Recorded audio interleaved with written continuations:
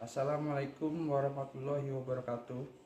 Perkenalkan, nama saya Johan Dilala dengan nomor induk mahasiswa 2520228 di LPTK Universitas Pendidikan Indonesia.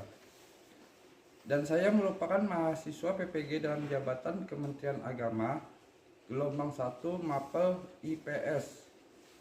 Pada kesempatan kali ini saya membuat tugas video pembelajaran untuk memenuhi tugas ujian kinerja di MTS Negeri 6 Jakarta Timur dengan tema Potensi Ekonomi dan Lingkungan. Berikut ini identitas saya.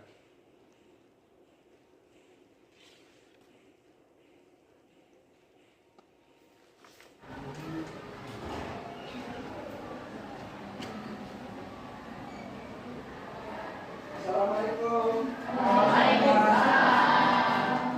Gimana hari ini? Apakah sudah salaman semua? Tadi berangkat dari rumah jam berapa? Macet tidak? Oke, sebelum kita memulai pembelajaran ini, sebaiknya kita berdoa dulu ya. Coba ketua kelasnya untuk memimpin doa, silakan. Sebelum kita memulai pelajaran pada hari ini, lebih baiknya kita berdoa terlebih dahulu. Berdoa dimulai.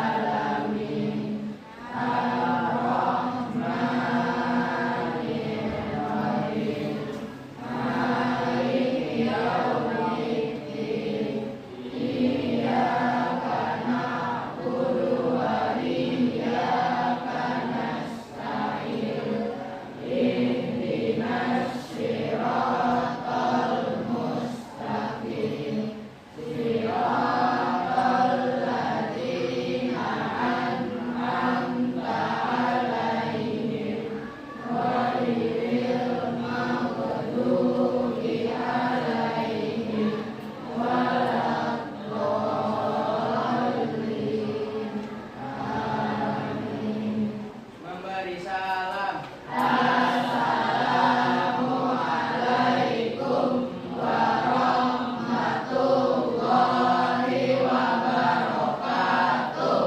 Ya, waalaikumsalam warahmatullahi wabarakatuh. Dan untuk selanjutnya, sebelum kita memulai pembelajaran ini, coba kalian perhatikan kelas kita ya. Apakah di sekeliling kita masih ada sampah? Coba kamu lihat di lantai.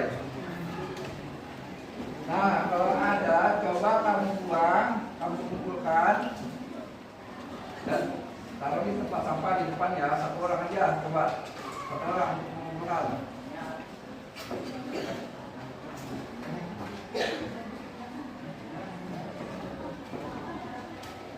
Ini di bawah sepatu.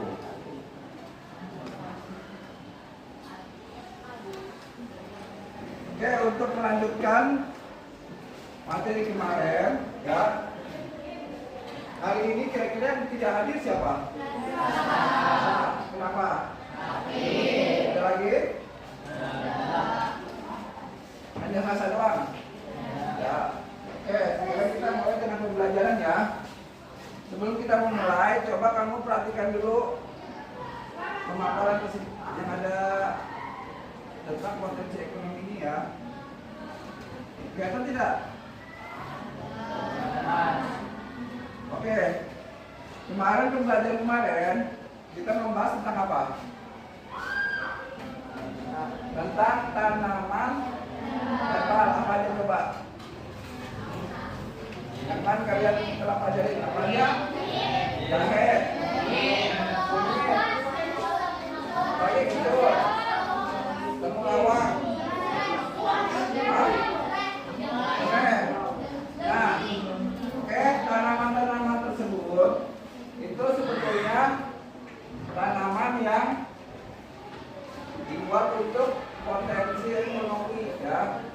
Nah, sekarang kita tentang sumber daya alam.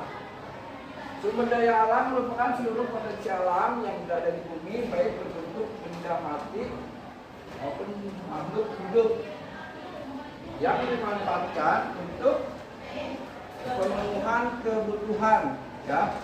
Nah, sekarang saya tanya, ya. Coba kamu lihat gambaran ini. Gambar pabrik atau minyak, ya, pabrik minyak, ya. Nah, di sini kita melihat antara sapi itu termasuknya apa? Peternakan. Hah? Peternakan. Peternakan. Nah, ini industri, ya. Nah, keduanya itu berdasarkan dari sumber daya alam, ya. Nah, sekarang kalau untuk sapi itu dia termasuknya itu sumber daya alam apa? Jadi sumber daya alam itu dibagi menjadi dua. Pertama biotik dan kedua abiotik. Biotik. Ya. Nah, untuk sumber daya alam biotik itu apa kira-kira? Makhluk hidup. Ya, makhluk hidup. Kalau abiotik Benda mati. benda mati. Oke, saya itu paham ya. Nah, selanjutnya tentang sumber daya alam terbarukan. Sumber daya alam terbarukan itu dapat dibentuk kembali oleh alam dalam waktu yang relatif cepat dan hampir tidak habis. Kira-kira apa? Angin. Terus air. Lagi? Hah? Matahari. Matahari. Apa lagi? Yang tidak akan habis. Kamu pernah lihat pengrajin ini nggak? Genteng. Genteng. Genteng yang buat atap ini loh. Nah, itu dia menggunakan bahan apa? Tanah liat. Kira-kira itu tanah liat itu bahan yang habis sampai cepat habis? Hah? Bahan yang tidak habis dan apa bahan yang cepat habis? Tidak habis, ya. Jadi untuk sumber daya alam terbarukan itu jadi dia selalu terbentuk kembali. Nah, yang kedua, sumber daya alam yang tidak terbarukan. Kira-kira apa? Gas alam. Apa? Gas alam. Minyak bumi. Minyak bumi. Apa lagi? Batu bara. Nikel. Hah? Lagi tambang. Apa lagi? Bahan bakar fosil.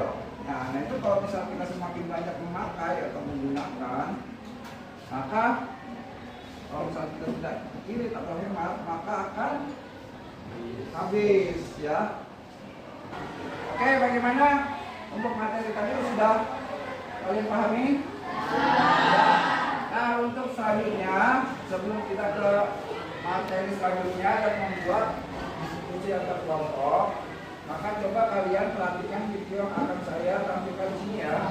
Nah, selanjutnya setelah itu kalian langsung membuat kelompok, ya. Nah, satu kelompok itu terdiri dari 6 orang. Berarti ada berapa siswa? Berapa kelompok? Kalau misalnya kelompok itu. Hah? Yaudah, sekarang kita akan perhatikan video yang akan saya putar, ya.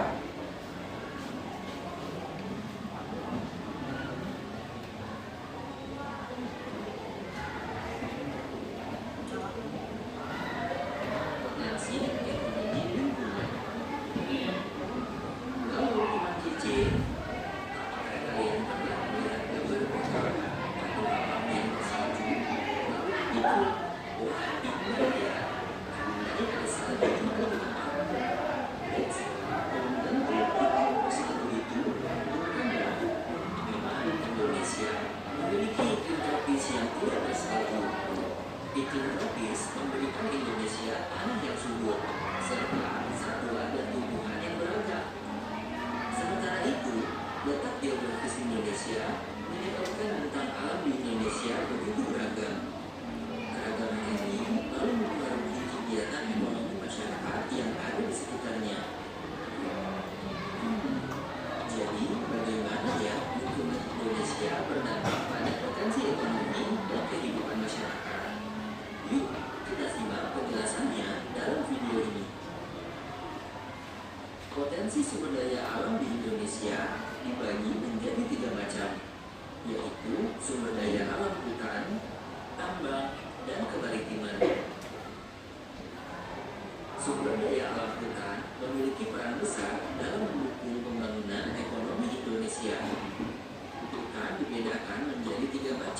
sesuai dengan fungsinya. Hutan produksi berfungsi menghasilkan bahan baku produksi. Contohnya, hutan karet dan hutan jati. Hutan lindung berfungsi melindungi sistem daya dukung lingkungan. Contohnya, hutan lindung alas ketu di Jawa Tengah. Terakhir, hutan konservasi yang dibagi menjadi kawasan suaka alam dan kawasan pelestarian alam. Contohnya, Cagar Alam Gunung Leser dan Taman Nasional Komodo. Barang tambang di Indonesia terdiri atas 3 golongan. Bahan galian golongan A yang dikelola oleh pemerintah atau bekerja sama dengan swasta. Contohnya, minyak bumi dan gas bumi. Bahan galian golongan B digunakan untuk memenuhi hajat hidup orang banyak. Golongan ini dapat dikelola oleh swasta dan masyarakat melalui izin dari pemerintah. Contohnya, emas, perak, dan tembaga. Bahan galian golongan C digunakan untuk industri dan dikelola oleh masyarakat. Contohnya, pasir dan batu kapur. Laut Indonesia juga menyimpan potensi kekayaan yang besar. Potensi sumber daya kelautan Indonesia adalah perikanan, energi kelautan, dan wisata bahari. Perikanan dimulai dari kegiatan menangkap ikan, mengolah, dan memasarkan hasilnya. Energi kelautan berpotensi untuk dijadikan sebagai pembangkit tenaga listrik. Potensi lainnya adalah wisata bahari yang meliputi pesisir, laut, dan pulau-pulau kecil. Aktivitas wisata bahari yang dapat dilakukan adalah sunbathing di pantai, berenang, memancing, menyelam, dan snorkeling, serta fotografi bawah laut. Agar dapat dimanfaatkan secara optimal, pengembangan wisata bahari ini tentu membutuhkan infrastruktur, fasilitas pendukung, serta program promosi yang tepat. Lalu, bagaimana pengaruh potensi sumber daya alam terhadap kehidupan penduduk? Manusia banyak melakukan kegiatan yang bergantung pada sumber daya alam, seperti untuk makan, minum, tempat tinggal, sumber energi, dan pembangkit listrik. Seiring dengan berjalannya waktu, populasi manusia yang kian bertambah membuat konsumsi semakin bertambah. Akibatnya, dibutuhkan eksploitasi sumber daya yang lebih besar dan menyebabkan potensi sumber daya alam mengalami penurunan. Lalu, apakah potensi sumber daya alam Indonesia bisa mendorong Indonesia menjadi negara maju? Tentu bisa, jika potensi sumber daya alam yang besar ini dimanfaatkan secara berkelanjutan dan bijak. Contoh potensinya adalah keanekaragaman hayati, pertanian dan perkebunan, tambang dan energi, energi terbarukan, perikanan dan kelautan, kehutanan dan industri kayu, industri pangan dan bioteknologi, bahan baku industri, serta industri sawit dan bioenergi. Semua ini dapat menghasilkan pendapatan negara yang sangat besar. Sementara itu, bonus demografi merupakan suatu kondisi ketika sebagian besar penduduk Indonesia berada pada usia produktif atau usia kerja. Bonus demografi ini dapat dimanfaatkan untuk meningkatkan produktivitas ekonomi, jumlah konsumsi, inovasi dan teknologi, serta peluang investasi. Toponimi adalah ilmu yang mempelajari asal-usul, arti, dan penggunaan nama tempat atau wilayah. Toponimi sering berkaitan dengan sejarah, budaya, cerita rakyat, atau potensi sumber daya lokal. Toponimi ini dapat berfungsi sebagai identitas atau branding yang dapat dimanfaatkan sebagai promosi wisata. Hal ini dapat membantu meningkatkan perekonomian masyarakatnya. Lalu, siapa saja yang berperan sebagai pelaku ekonomi? Pelaku ekonomi diantaranya adalah rumah tangga konsumen atau RTK, rumah tangga produsen atau RTP, rumah tangga pemerintahan, dan masyarakat luar negeri. RTK berperan sebagai konsumen dan penyedia faktor produksi dengan menyewakan tanah atau berinvestasi. RTP berperan menghasilkan barang atau jasa instansi pemerintahan berperan sebagai konsumen dan juga produsen melalui BUMN. Masyarakat luar negeri berperan sebagai penyedia tenaga ahli, investor, serta sebagai konsumen dan produsen melalui aktivitas ekspor-impor. Untuk memenuhi beragamnya kebutuhan manusia, terbentuklah pasar, yakni tempat untuk melakukan transaksi jual beli. Pasar dapat berbentuk fisik seperti pasar tradisional dan swalayan, atau pasar virtual seperti toko-toko online. Dalam transaksi jual beli, ada sejumlah uang yang harus dibayarkan yang disebut dengan harga. Harga yang telah disepakati antara pihak penjual dan pembeli disebut dengan harga keseimbangan atau harga pasar. Harga sangat bervariasi, tergantung pada jenis barang atau layanan, kualitas, merek, atau tempat pembelian. Contohnya, harga pakaian yang dijual di pasar biasanya lebih murah daripada di mall. Harga juga dapat dipengaruhi oleh faktor ketersediaan, permintaan, dan biaya produksi. Jika ketersediaan barang rendah atau langka, maka harga barang akan mengalami kenaikan. Mengapa penting untuk mengetahui potensi ekonomi lingkungan? Dengan belajar tentang hal ini, kita jadi paham bahwa Indonesia punya potensi sumber daya yang besar. Potensi ini dapat dimanfaatkan dengan baik jika kita memiliki pengetahuan yang cukup.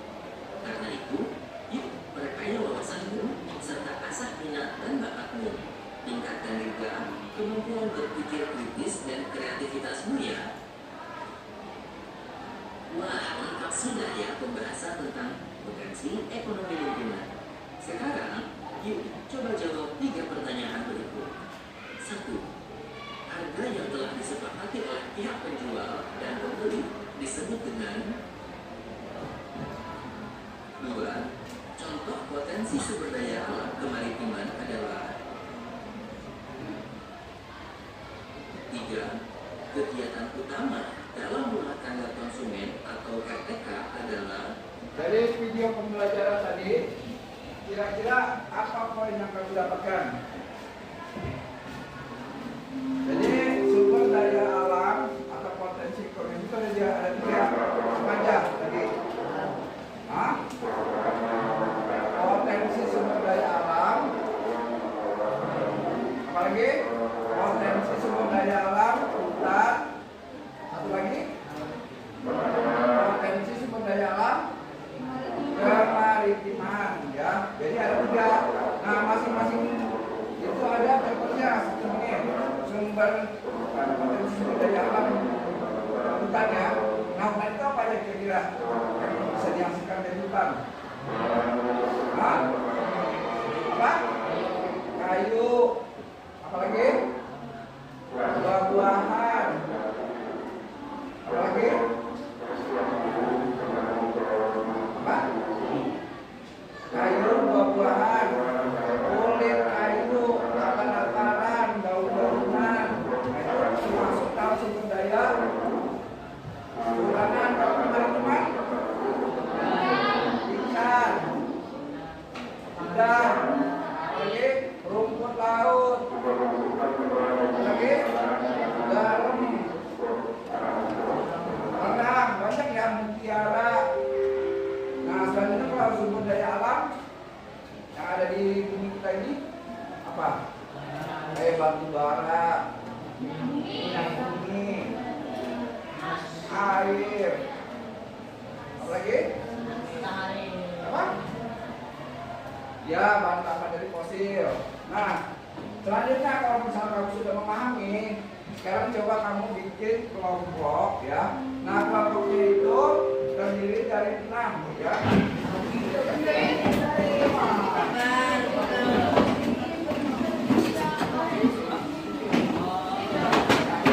Oke, untuk selanjutnya coba nanti kamu pilih salah satu, ya, di antara kelompok kalian untuk maju ke depan, ya. Salah satu dari kelompok kalian, satu kelompok itu 1 orang maju ke depan. Oke, siap? Silakan. Oke. Nah, inilah teman kalian 5 dari masing-masing kelompok. Jadi permainan ini, di sini saya sudah menyiapkan beberapa soal ya. Jadi kalian untuk memilihnya biar nggak jadi fitnah nanti atau cari pilihan. Jadi ya saya akan mengunggih ya dari mana. Jadi nanti ini saya letakkan di bawah. Nah nanti kamu membunyikannya dengan ini ya. Jadi kira-kira siapa yang dapat pilihan tersebut. Nah itu langsung kamu kerjakan di kelompok masing-masing. Oke Bang? Oke, saya coba ya.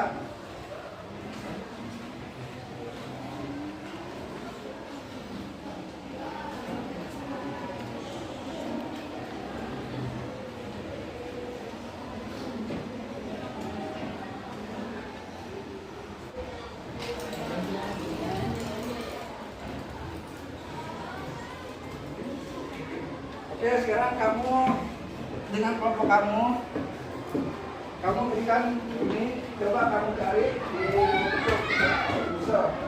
Nah, boleh nanti menggunakan HP ya. Silakan selanjutnya.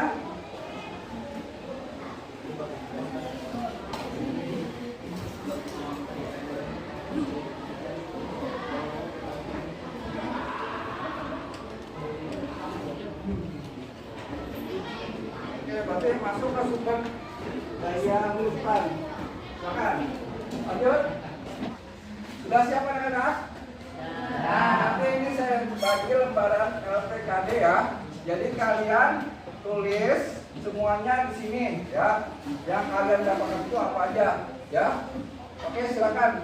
Ya, jadi kami cari untuk sumber daya kalian sama hasil sumber daya yang berhubungan dengan potensi ya. Ini semuanya itu berhubungan dengan potensi alam tersebut adalah sumber daya alam ya. Oke, lanjut.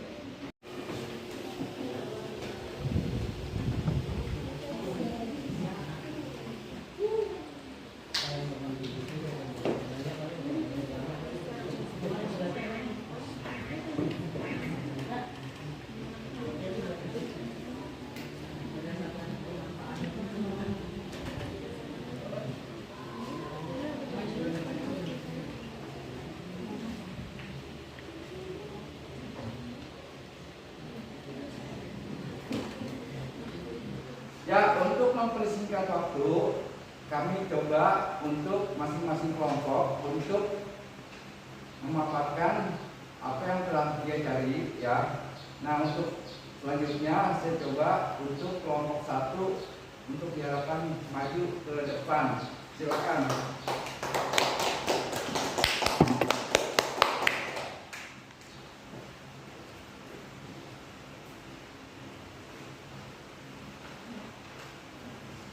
Assalamualaikum warahmatullahi wabarakatuh. Kami dari kelompok 1 akan memaparkan tentang sumber daya alam.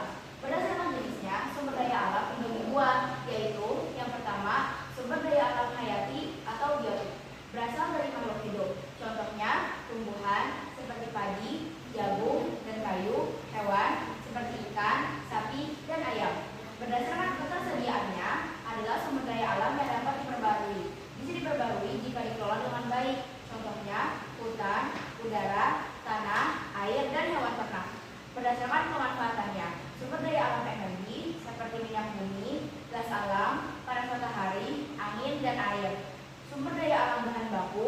seperti kayu, kapas, rotan, bambu, dan biji besi. Sumber daya alam pangan seperti padi, jagung, sayur, buah-buahan, dan ikan. 2. Sumber daya alam abiotik adalah sumber daya alam yang tidak bernyawa, yaitu benda mati. Ciri-cirinya berupa benda mati yang memiliki kehidupan seperti hewan, tumbuhan, atau mikroorganisme. Contoh sumber daya alam abiotik. Yang pertama, mineral seperti logam, yaitu emas, perak, tembaga, timah, besi, dan titanium. Non-logam yaitu batu bara, minyak bumi, gas alam, dan metal. Yang kedua, tanah, yaitu tanah humus, tanah liat, dan pasir. Dan ketiga, air. Air sungai, air danau, air laut, dan air tanah. Dan keempat, udara, yaitu oksigen, nitrogen, karbon dioksida. Dan terakhir, energi matahari. Itulah pemaparan dari kami tentang sumber daya alam. Mohon maaf jika ada kesalahan. Kami ucapkan terima kasih. Wassalamualaikum warahmatullahi wabarakatuh. Ya, kita akan satu. Ya, terima kasih untuk pemaparannya. Oke, untuk selanjutnya kelompok 2, silakan maju ke depan.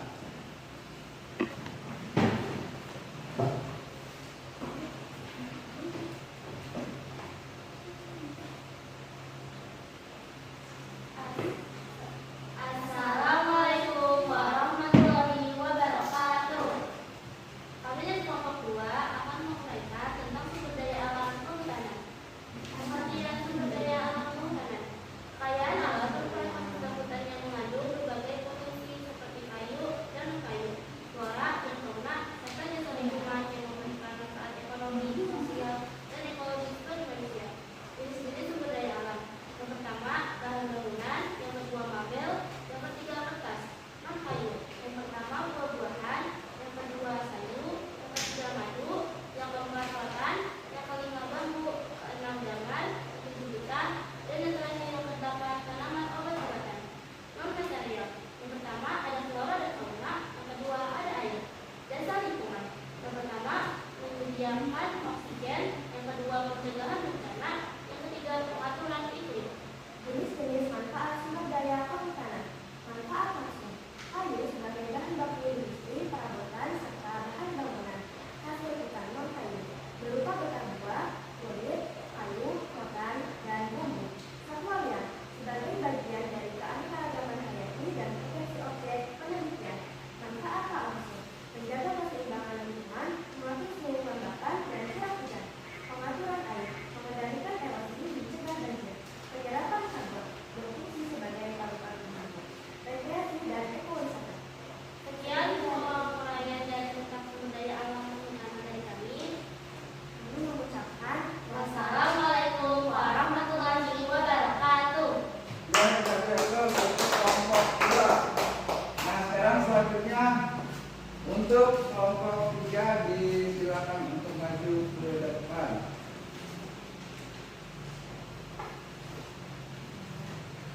Assalamualaikum warahmatullahi wabarakatuh. Kami dari kelompok 3 akan memaparkan sumber daya kemaritiman. 1. Definisi sumber daya kemaritiman. Sumber daya kemaritiman adalah potensi kekayaan yang berasal dari laut, pesisir, dan pulau-pulau. Indonesia memiliki garis pantai terpanjang kedua di dunia, kurang lebih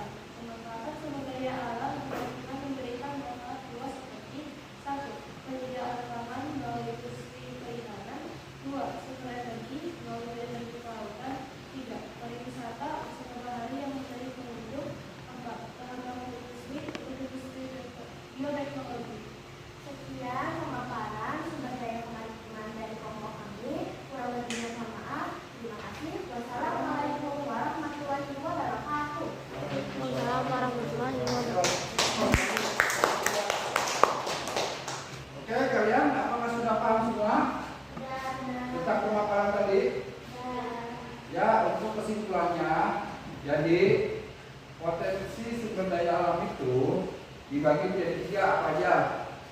Pertama, sumber daya alam. Kedua, sumber daya alam kehutanan.